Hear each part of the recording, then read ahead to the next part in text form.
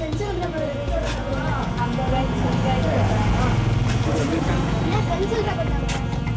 Rubber வேறாண்ணா நம்மளே சில்லற வந்து சொல்றாங்கக்கா.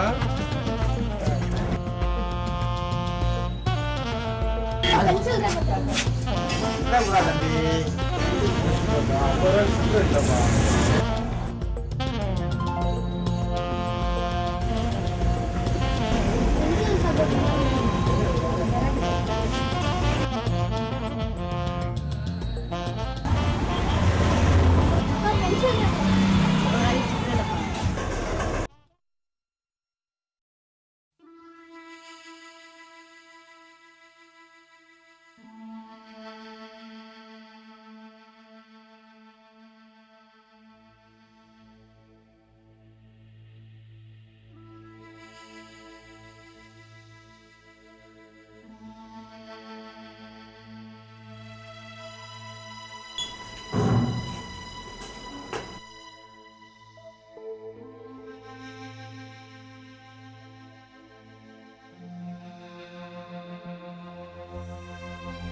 கடையில் சில்லறைன்னு சொல்லிட்டாங்கம்மா. ஸ்கூலுக்கு டைம் ஆயிடுச்சு, நான் போறேம்மா.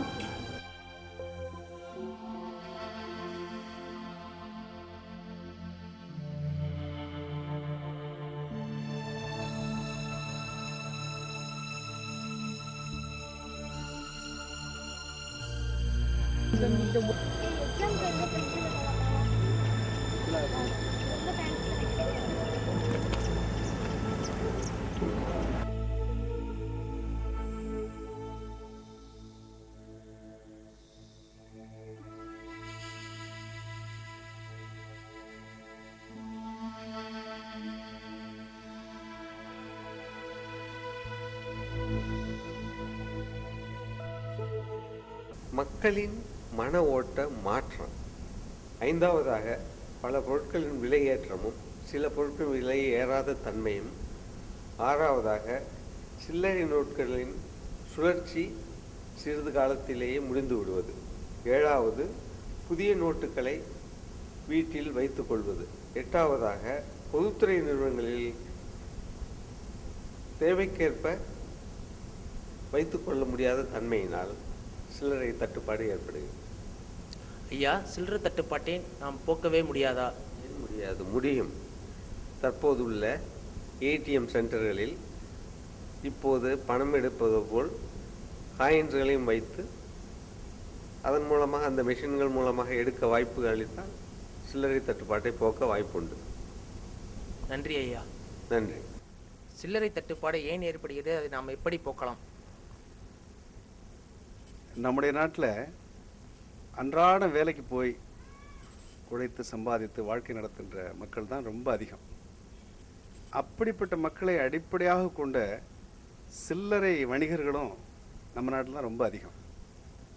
அப்போ இந்த மாதிரி ஒரு வாழ்க்கை சூழலில் நம்முடைய மக்களுக்கு தட்டுப்பாடு இல்லாமல் சில்லறை நாணயங்கள் கிடைப்பதுங்கிறது ரொம்ப அவசியமான ஒன்று.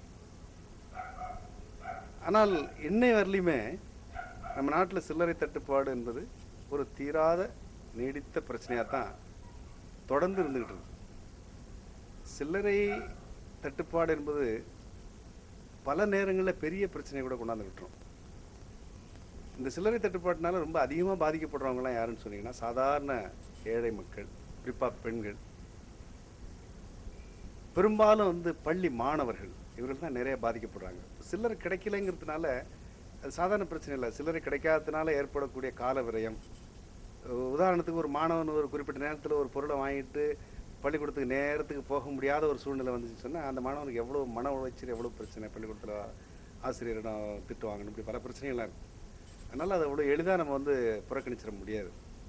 அது மட்டும் இல்லாமல் சில்லறை பிரச்சனை சில நேரங்கள் உதாரணத்துக்கிட்டீங்கன்னா ஒரு ரயில் பயணத்துக்காக போகிறோம், அங்கே சில்லறை இல்லை, சில்லறை வாங்கிட்டு வந்தால் தான் டிக்கெட் கொடுப்பேன்னு சொல்லிட்டாருன்னு வச்சுங்க. அந்த சில்லறைக்காக நம்ம நேரத்தை செலவு பண்ணும் பொழுது நம்ம ட்ரெயினையே தவற விட வேண்டிய சூழ்நிலை வந்துடும். அது நீங்கள்லாம் பல பேர் பார்த்துருக்க முடியும். பேருந்துகளில் இந்த சில்லறை பிரச்சனைனால கண்டக்டருக்கும் பயணிகளுக்கும் இடையில பெரிய சண்டையெல்லாம் வரதெல்லாம் நான் பார்த்துருக்கோம். அப்போது சில்லறை பிரச்சனைங்கிறது சில்லறை பிரச்சனையாக இல்லை, பெரிய பிரச்சனையாக தான் பல நேரங்களில் இருக்குது. அப்போது சில்லறை தட்டுப்பாடை போக்க வேண்டியது ரொம்ப அவசியமான ஒரு பிரச்சனை. இந்தியாவில் 1906ஆம் ஆண்டு தான் முதலாக இந்தியாவில் அரசாங்கமே நாணயங்களை, சில்லறை நாணயங்களை புழக்கத்தில் விடுவதற்காக ஒரு சட்டம் இயற்றப்பட்டது. இந்தியன் காயினேஜ் ஆக்ட்னு பேர். அந்த சட்டத்தின்படி மத்திய அரசாங்கத்தினுடைய நிதித்துறை 1000 ரூபாய் நாணயம் வரையில் நாணயங்களே வெளியிடலாம். நம்ம பார்க்குறது 1 ரூபா, 2 ரூபா, 5 ரூபா, 10 ரூபா தான் பார்க்குறோம். ஆனால் சட்டப்படி 1000 ரூபா நாணயத்தை கூட அரசாங்கம் வெளியிடலாம். அப்படி வெளியிடுவதற்காக இந்தியாவில் 4 மையங்கள் இருக்கின்றன. பம்பாயில் ஒன்று, கல்கத்தாவில் ஒன்று, ஹைதராபாத்தில் ஒன்று, நொய்டாவில் ஒன்று. 4 மையங்களில் இந்திய அரசாங்கம் நாணயங்களை அச்சிட்டு ரிசர்வ் வங்கி வழியாக அதை வந்து மக்களுக்கு விநியோகம் பண்ணுறாங்க. அப்படி நாணயங்களை விநியோகம் செய்வதற்கு கிட்டத்தட்ட பல்லாயிரக்கணக்கான வங்கி கிளைகளுக்கு அதிகாரம் அளிக்கப்பட்டு அந்த வங்கி கிளைகள் மூலமாக நாணயங்களை வந்து விநியோகம் பண்ணலாம் என்று அரசாங்கம் வந்து ஏற்பாடு செஞ்சிருக்கு. இருந்தாலும் கூட இந்த நாணய தட்டுப்பாடு என்பது தொடர்ந்துகிட்டு இருக்கிறதுக்கு முக்கியமான காரணம், நம்முடைய தேவை அளவுக்கு அரசாங்கம் நாணயங்களை அச்சிட்டு வெளியிடுவதில்லை. அது முதல் காரணம்.